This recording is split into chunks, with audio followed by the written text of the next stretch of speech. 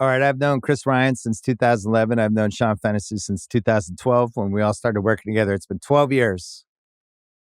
Nary a Sixers-Knicks playoff series where both guys kind of like their teams. Nary a Knicks-Sixers playoff series anyway.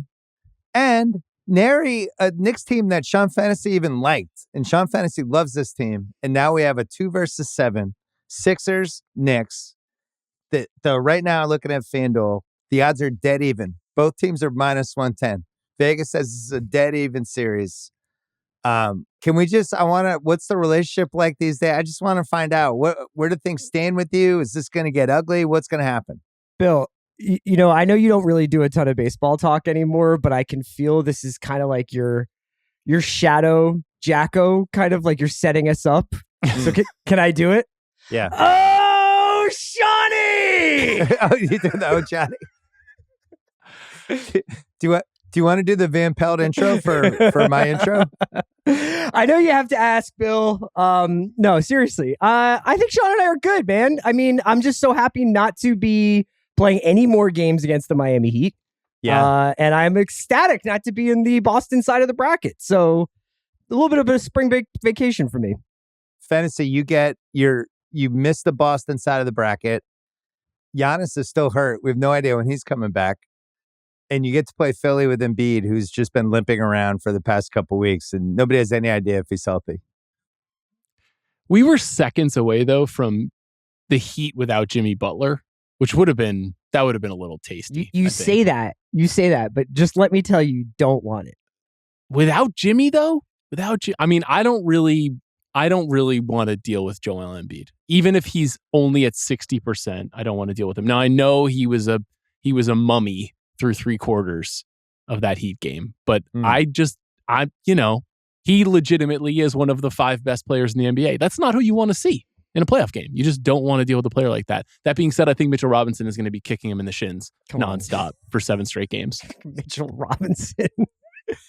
Chris, can you walk us through year 8 of I wonder what we're going to get out of Joel Embiid? This was different this year because, I think he would have repeated his MVP if he hadn't gotten hurt. I really like this team. This team arguably would have been where Sean's team is now in the 2nd seed if he had stayed healthy. I don't think that he was padding stats or packing on extra minutes to win an MVP, which I do think in the past he has been perhaps guilty of, and the team has been guilty of letting him do that. It was actually like a pretty stress-free season for me, honestly. And then the last batch of it with the sort of weird Tobias swan dive that happened in Embiid's absence really just kind of made it a bit of a headache until Embiid came back and the Sixers won 8 out of their last 10 and look awesome. So yeah, he tweaked his knee again at the end of the very regular season and had a lot of the sort of grabbing at it last night, looking a little bit mopey, looking a little bit out of it, but he still went nuclear towards the end of the game and won that game for them. Even some of the plays he was making, like the pass to Oubre and stuff, it was just fantastic to see him. And it just get me the hell away from that Miami zone. Jesus Christ. Yeah, I really wanted to play Miami. I felt like Boston wants to play Miami? It wasn't even like I want to, because I think they would have beaten Philly or Miami. But I was like, you know what? We're better than this Miami team. Let's take them down. Let's really cut the head off, like end of H2O Halloween style. Like really, let's actually murder this beast once and for all and take these guys out and sweep them and send them fucking packing. And then I couldn't even enjoy it for 2 minutes. Like I was going to root for Miami in the play-in. Like, let's bring it on. I want to play these guys. And then there's Butler limping off. And now it's this weird thing where it's like, hey, am I more afraid of Chicago? He played through an MCL tear. I mean, you're going to get Chicago without Caruso. I think but the internet video came out like, I don't know, half hour after, where it was like, here's Jimmy Butler leaving the stadium. And it was clear he was really hurt. And then Shams came in. I think there's just like the Miami thing is just like Spoelstra is a warlock. And even last night, when they went zone after Bam got in foul trouble, I was just like, I can't believe that this seems like this was not discussed in Philadelphia. like over the 4 or 5 days that they've had. No idea this is coming. It wasn't like, Kyle, can you come in and just do a quick Zoom seminar on what Miami does with the zone?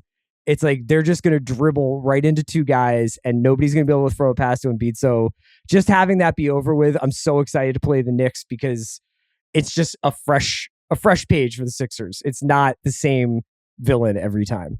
It looked like a classic garbage Miami win where like Hero was going to take 30 shots. Nobody else really played well.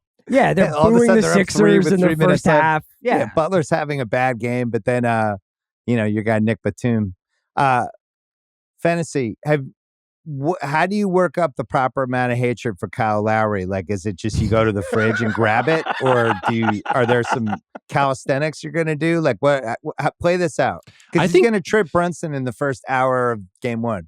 But you got to remember, he's a child of Philadelphia, and the Nova Knicks are children of Philadelphia too. So I'm expecting him to come out and just rip off his Sixers jersey and reveal a Knicks jersey underneath. Just like we're taking over the city of Philly. There's going to be.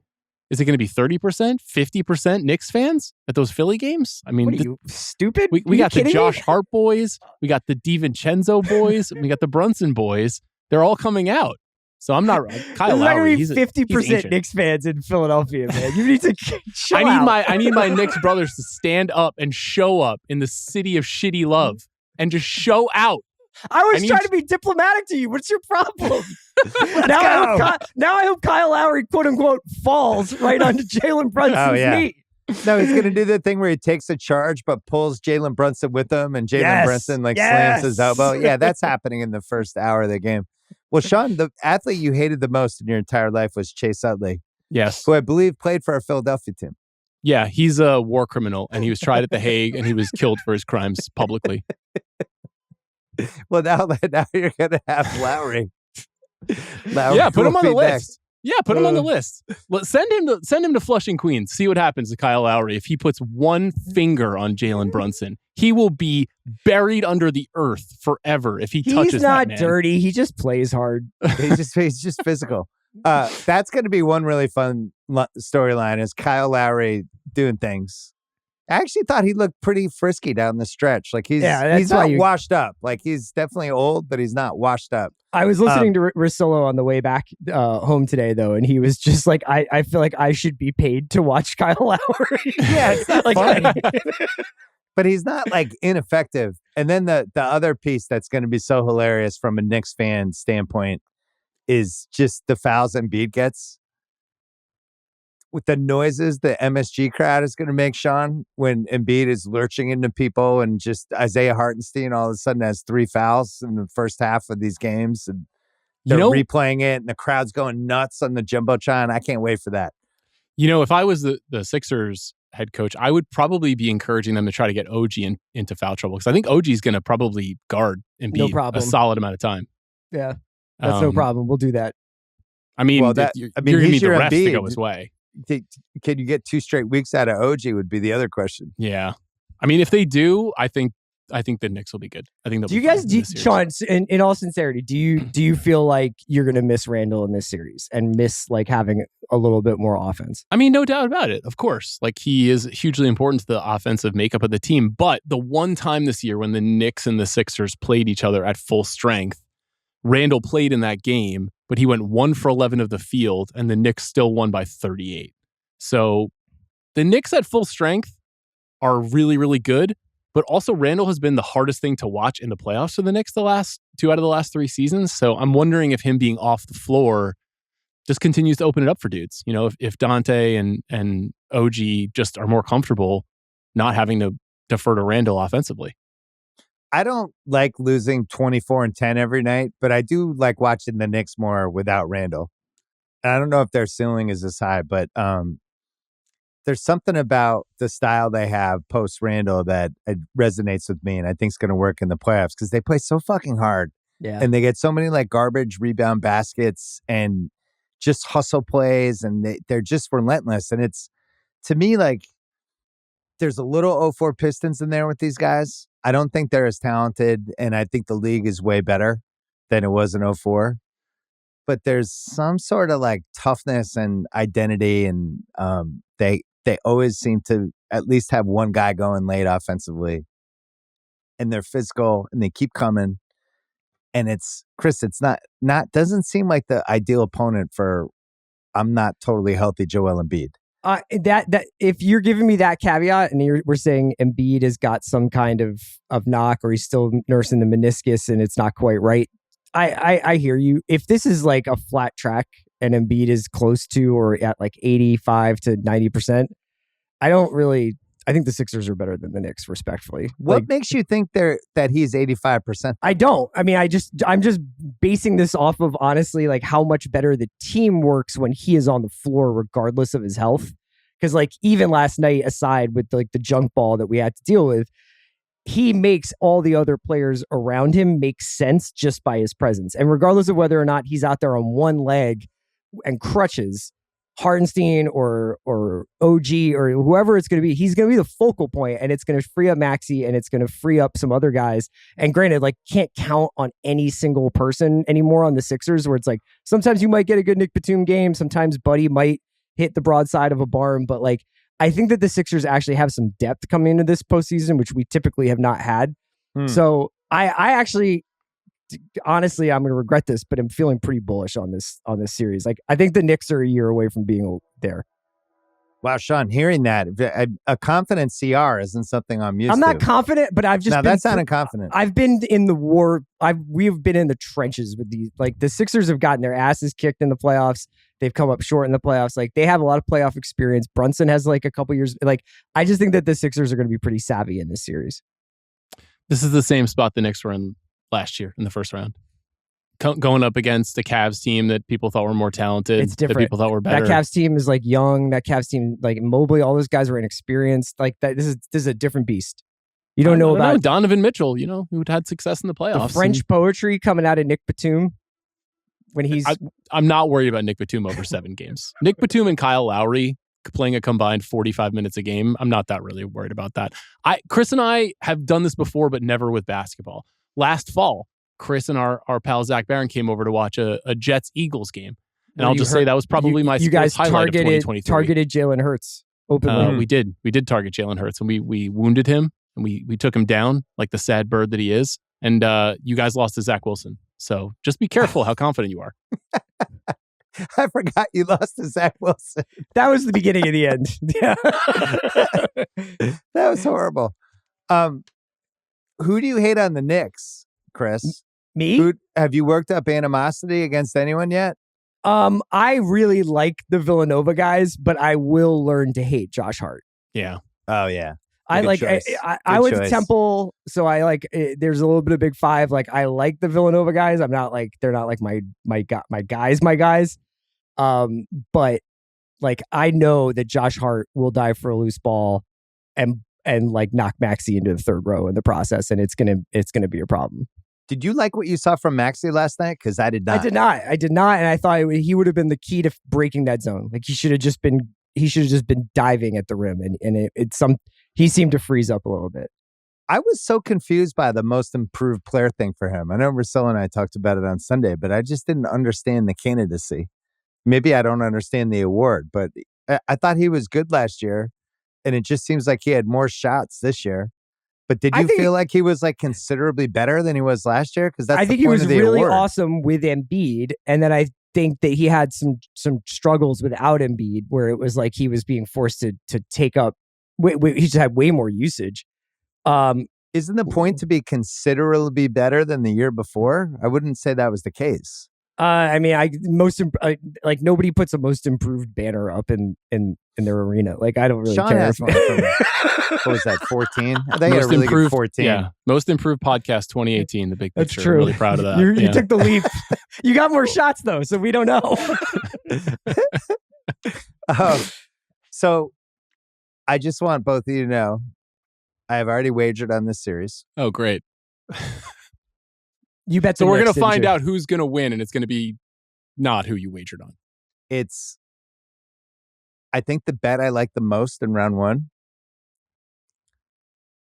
out of all the 8 series, and it's the New York Knicks. Yeah, I knew that. I could feel we're it. so fucked. Oh my God. I think the Knicks are legit good. I'm a believer. I think they're a good team. I really like their I honestly closing five. wouldn't have it any other way. I wouldn't have it any other way than you just yet again you not believing in me and us. CR, I took like literally every Eagle on my fantasy team last year and picked them, I think, to win the Super Bowl or come close. This is not an anti-Philly thing.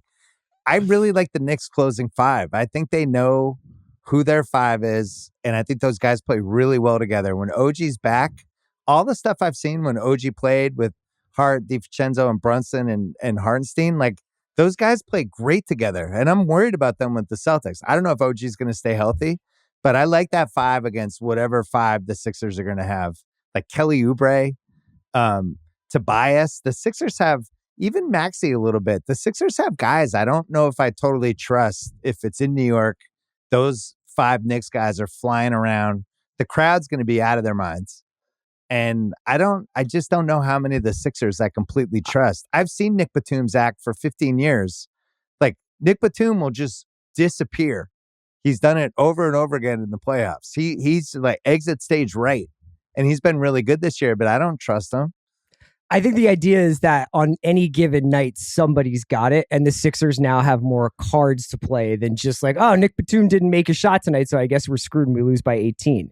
It's like theoretically, somebody among Buddy, Nick, Oubre, Tobias, one of those wings should have it going. And if that's happening, then that's a little bit of an uptick. I also just think that we're like giving the Knicks an enormous like pat on the back for a great regular season when it's just like, I haven't seen Deuce McBride in the playoffs. I haven't like Dante DiVincenzo, I guess, with the Warriors, but like I haven't seen like good last year. Sure. Yeah. Hart and DiVincenzo are both good players, but I wouldn't say that they swing playoff series with any regularity. Jalen's the guy that you got to stop. I mean, OG, when's the last time OG like contributed to a playoff series victory? Like they're just as unproven as any of the guys.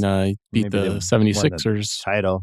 Yeah, in the 2019 when fucking Kawhi Leonard won the championship. Okay, I could think of a couple other guys who were more important than him that year. Only a couple though. You know, one of which is on your team right now. Chris, here's the case for you. Embiid kills the Knicks.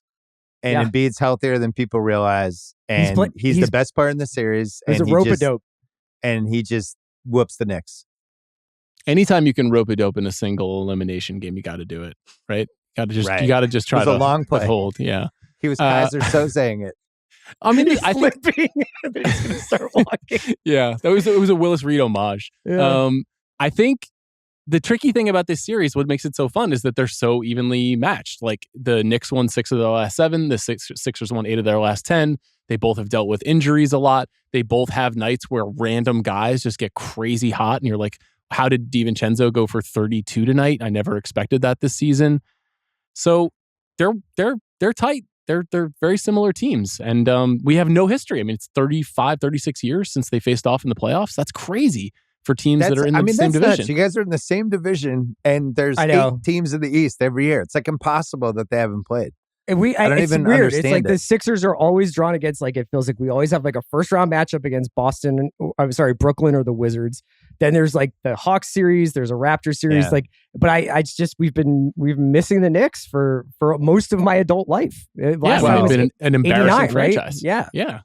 The Knicks don't make the fact. One of the things I looked it up. One of the things that really hurt was that the Knicks never made the playoffs. So that turned out that was an issue too. That was the key, really. But now I'm getting lectured on like how the Knicks are going to handle the playoffs. Is like, welcome to these the party. Villanova guys have a title together. Like this, they're no stranger to the big stage. Do these things transfer now? Okay. Yeah. Listen, they played in front of 80,000 people. There's another element to this series that I think is kind of fun, where Embiid, like Wes and Leon, are his guys. Like those literally were his guys before Leon took the job. And it was anytime anything started to go south with Embiid, it was always like, he's going to the Knicks. Those guys are going to get him. And now they're going head to head against him. Then you have the Villanova with the Villanova guys, but they're on the Knicks. You have Kyle Lowry, who is the big brother to all those Villanova guys, like the same way all this college shit works, where it's like, oh yeah, Kyle Lowry came back. He's going to take us out to a steak dinner because he's making money in the NBA. And now they have to play against him. And then you have this whole Philly, New York thing, which is hilarious because there's only 2 things that New York really treats with complete disdain, which are Red Sox fans pre-2004 and really the entire city of Philadelphia, Sean. Is that fair? Well, I'm not a Giants fan, so I don't have the same level of disgust with the Eagles, but that's a blood feud. I mean, those two franchises, their fan bases hate each other. The Knicks and the Sixers just don't have any energy between them. The Phillies, I'll burn the Phillies alive. I'll burn every member of that team. I hate those guys. And honestly, they're really good, and it just pisses me off. So Chris and I were talking about the other day, and he had some unkind words for his own Phillies. No, I was just like, I would love to see a little bit of October in the late spring. I would love to see the bats warm up before it gets cold out again. That's the only thing with the Phillies. But it's like you wind up waiting for them to go nuts towards the end of the season. I think that. Wait, hold on, Chris. One thing that I do have to say to answer your question, Bill. The only thing that really unites Chris and I more on this is how much we fucking hate Boston. I mean, really, the Celtics are the true enemy here, and you know it. Yeah, this whole like pitting me and Sean against one another to see if these two piranhas in a tank kill one another, and we're just done with basketball by the time the East Conference Finals comes along. There's a fat fucking chance that's not happening. Are you guys going to watch a game together? I'm sure. Yeah, probably. Yeah. Really? I would never do that. Chris, I wouldn't be able to do it. You know, Chris is. I'm a bad person, right? I'm vindictive and I'm vengeful and I'm a crybaby. Chris is like he's the best guy. He won't make it hard on me. He'll always be decent in those environments. That being said, I have a lot of other friends from Philadelphia for which that is not the case, and so I probably won't watch with them. So Zach Barron. I'm not naming any names. Okay. Last night it was the first time it got really real for me. Like it's been an interesting season because I was like, man, Nick Nurse is really good at coaching basketball, and this team is really well balanced, and I really like them. And if it wasn't for this dumb juggernaut Boston team who shoots 53s a game, like we might be real finals contenders. And then Embiid goes out, and I was like, all right, well, I've emotionally divested from this. And then last night, like I don't want to say straight up that I was happy that Jimmy Butler got hurt, but I think that my reaction in my living room would indicate that I was. Okay. You know, like that's and fair. so that I got back in. I was like living and dying with every possession, and that was intense. But I think I can behave myself around Sean, not around you though. If the Sixers play the Celtics in the Eastern Conference Finals, it's war.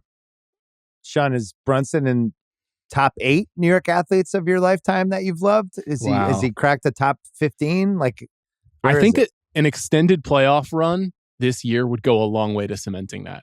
You know, that would get him into a sphere. Ewing status, yeah. Yeah, well, I mean, Ewing has finals under his belt at least, right? Like, who are the guys in my life that it's a very, very short list. It's like David Wright, you know what I mean? There's just not a lot of guys since 1995 who Rodgers. have been... Yeah, Aaron Rodgers, absolutely. Yeah, especially in the offseason. Anytime you get a microphone in front of his face, he's right up there in the top 8. He's in like my top 8 MySpace friends, yeah. Testaverde. Yeah, I mean, literally, we're talking about Vinny Testaverde, you know? Like, Sanchez. It's tough. It's really tough. Couple Jacob DeGrom years. No, it's like Piazza. DeBrickashaw Ferguson, you know what I mean? Like, it's like left tackles. Like, I don't have a lot of dudes that I can call back to. One of the things about, we mentioned this side of the bracket, Bill, but like, I gotta admit, like, I'm pretty keyed up about like Giannis being out. You know, and this idea that this side of the bracket is kind of up for grabs a little bit. Like, no, at least the Bucks are not a certainty to even beat the Pacers, much less go through in the second round. So, like, I think this is like a huge series for the conference itself. Wow, look at that. Why do you have a Dame Lillard bobblehead? I bought it on eBay because I thought if he sucked in the playoffs, it would be funny. And if he got going in the playoffs, it would be funny. But either way, I just needed some more props for my playoff Zoom. Are you sticking needles in it like a voodoo doll? No, Dame's just right here. He's just enjoying the podcast, hanging out with you guys. You have a lot of stock in Dame. The Dame trade was a bad idea too. So you really need them to tank out here. I got to be honest. Yeah, already cashed it. Yeah, you took all that money and spent it on Drew Holiday's mid-30s. You think the Bucks fans want to do the Dame trade again? I mean, he would have to drop 35 a game in the playoffs to even make them feel decent about it. That watching him in that Orlando game was shocking because the Bucks were trying in that game and he literally couldn't do anything. Who are you? Okay, Bill. Who are you most afraid of then to face in the Eastern Conference Finals? It would be Philly if Embiid shows that he's playing himself back into shape and he actually could be. I don't think it's force. shape though. I think it's more like the knee itself is still hurt. So it's not going to be like, oh, Embiid just got like his wind back. It's going to be can he play with the pain? Which honestly, at this point, I'm kind of used to. I'm kind of used to that being who he is. Yeah, It would be I'm not afraid of Philly. I don't think he's going to be healthy. All the teams are in the West for me. And if the Celtics, like, put it this way, if the Celtics lose, they're minus 220 to win the East on FanDuel now, which is a crazy number. That's like a 2017 Warriors type of number. For them to blow this before round 4, it would either somebody got hurt or it's one of the biggest chokes in the history of the city. The And one that's seed it. statistically, though, is not always, isn't it? It's kind of rare, right? That it's always the one seed that goes to the finals.